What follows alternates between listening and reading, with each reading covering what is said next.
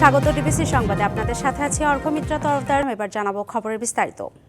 শীতের সবজি হাতের নাগালে থাকলেও দামের উত্তাপ ছড়াতে গরম মৌসুমের আগাম সবজি পটল, ঢেঁড়স, বেগুন, করলা রাজধানীর বাজারে বিক্রি হচ্ছে 120 থেকে 140 টাকা দরে, আর লেবুর হালি 80 থেকে 120 টাকা। রাজধানীর খিলগাঁও তালতলা কাঁচা বাজার ঘুরে দেখা গেছে চড়া দামে বিক্রি হচ্ছে গরমের আগাম সবজি। বিক্রেতারা জানিয়েছেন পটল, করলা বিক্রি হচ্ছে 120 টাকা কেজি, আর ভালো মানের ঢেঁড়স 140, বেগুন মানভেদে 120 থেকে 140 টাকা কেজি। তবে শীতের সবজি শিম ও গাজর 40, টমেটো 30 টাকা কেজি, বাঁধাকপি, ফুলকপি প্রতিটির দর নেমেছে 30 টাকায়। দাম কমেছে ডিমের, খুচরায় বিক্রি হচ্ছে 120 টাকা ডজন দরে, আর ব্রয়লার মুরগির দাম 200, সোনালী মুরগি বিক্রি হচ্ছে 300 টাকা কেজি দরে। বাজারে চড়া গরুর মাংসের দাম, গরু বিক্রি হচ্ছে 750 থেকে 780 টাকা, আর খাসির মাংসের দাম 1200 টাকা কেজি। ঈদ উপলক্ষে ব্যস্ততা বাড়তে শুরু করেছে দর্জিবাড়িতে। রাজধানীর চাঁদনী চক নিউ মার্কেটে দেখা যায় এমনই দৃশ্য। ঈদের প্রস্তুতির রেশ সবকিছুর আগে শুরু হয় নারীদের সমাগমে দর্জিবাড়িতে। আসছে ঈদ উল ফিতর, মুসলমানদের ধর্মীয় বড় এই উৎসবকে ঘিরে তাই নান্দনিক বুননের পোশাকে নিজেকে ভিন্নভাবে উপস্থাপনের আপ্রাণ চেষ্টা করেন নারীরা। তাই তো রমজানের শুরু থেকেই কাপড় সেলাইয়ের দোকানগুলোতে দেখা যায় নারীদের উপচে পড়া ভিড়। এবারের ঈদে গতানুগতিক রেডি ড্রেসের বাইরে নিজেদের পছন্দসই ও ভিন্নধর্মী ডিজাইনের ড্রেসকে প্রাধান্য দিচ্ছেন নারীরা। রেডিমেড কাপড় দেখবেন যে এদিক দিয়ে ফেটে গেছে, ওই দিক দিয়ে ছিঁড়ে গেছে, কাপড়ের সেলাই খুলে গেছে।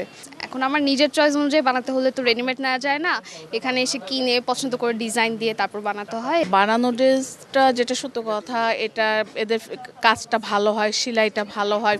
ঈদ উপলক্ষে সবাই একটু ইউনিকই থাকতে চায়, কাপড় স্পেশাল ভাবে কিনে স্পেশাল ভাবেই বানাতে পছন্দ করে। তবে দিনে দিনে রেডিমেড ড্রেসের চাহিদা বাড়ায় কমতে শুরু করেছে ট্রেইলারিং এর চাহিদা।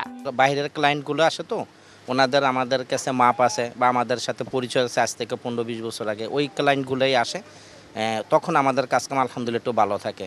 কিন্তু রমাদান মাসে আগে যেরকম ব্যবসা বাণিজ্য ভালো ছিল এখন সেটা নেই। এদিকে সারা বছর কম হলেও ঈদে ভালো ব্যবসা হবে বলে আশাবাদী দোকানিরা। সেলাই শুরু 700 টাকা থেকে, অনেক সময় কাঠছবি লেস আরে ওইগুলো হাতে লাগাইতে হয়, অনেক খাটনি আছে। ঈদের অর্ডার 20 রমজান পর্যন্ত আমরা অর্ডার নেই, এরপরে অর্ডার বন্ধ করে দিই। তাহলে 600 টাকা থেকে 3200, আপনার 2500, 3000 এরকম একটা প্রাইস আসে। সারাটা রমজান মাস জুড়ে দিনরাত ব্যস্ত সময় পার করে কাটিয়ে দেন দর্জিরা। Manjuma Afroz, Nilima, DBC news, Dhaka. সুনামগঞ্জের কয়েকটি উপজেলায় চলছে জলমহাল থেকে মাছ লুটপাট। আশেপাশের কয়েকটি গ্রামের লোকজন মিলে লুটে নিচ্ছেন কোটি কোটি টাকার মাছ। এক সপ্তাহে লুট হয়েছে 3 উপজেলার কয়েকটি জলমহাল। পূর্ব ঘোষণা দিয়ে লুট চালালেও হাজার হাজার মানুষের সামনে অসহায় প্রশাসন।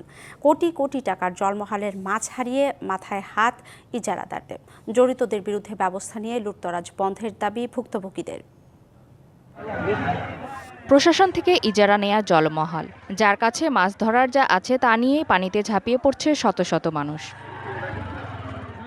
সুনামগঞ্জে মগের মুলুকের মতোই গেল এক সপ্তাহে দিরাই, সাল্লা ও জামালগঞ্জ উপজেলার বিভিন্ন স্থানে দল বেঁধে লুট করছে মৎস্যজীবী সমিতির নামের ইজারা দেয়া কয়েকটি বিলের কোটি টাকার মাছ। হুমকিতে অন্যান্য উপজেলার আরও কয়েকটি জলমহল। ফোনে ফোনে যোগাযোগ করিয়া জাল্লরা এটা গেছে গিয়া এরা লুটপাট করছে। প্রায় 1-2 হাজার লোক হইব, ওরা আইয়া জোরপূর্বকভাবে আমাদের পুরে এনেছে। রাতেই বিল লুটের খবর পেয়ে গ্রামে গ্রামে গিয়ে লুট না করার আকুতি জানান ইজারাদাররা। এতে মন গলেনি গ্রামবাসীর। শেষে পুলিশ নিয়ে ভোরে বিলে উপস্থিত হলেও শেষ রক্ষা মেলেনি কোটি টাকার মাছের। দাঙ্গাবাদ বিভিন্ন গ্রামের, এই গ্রাম থেকে 60 জন, এই গ্রাম থেকে 5 জন, 5 থেকে 6,000 মানুষ লইয়া এই 3 তারিখে লাইটের দিকে বিল আর 96 বিলের প্রায় 1 কোটি টাকার মাছ লুট করে নিয়েছি। 90 লক্ষ থেকে 1 কোটি টাকার মাছ আমরা লইয়া লুটপাট করে লইয়া গেছি। এবং প্রশাসন যদি এই বিষয়টা লইয়া আর একটু সক্রিয়ভাবে যদি কাজ করতো তাহলে আমরা এই ক্ষতি হইতো না।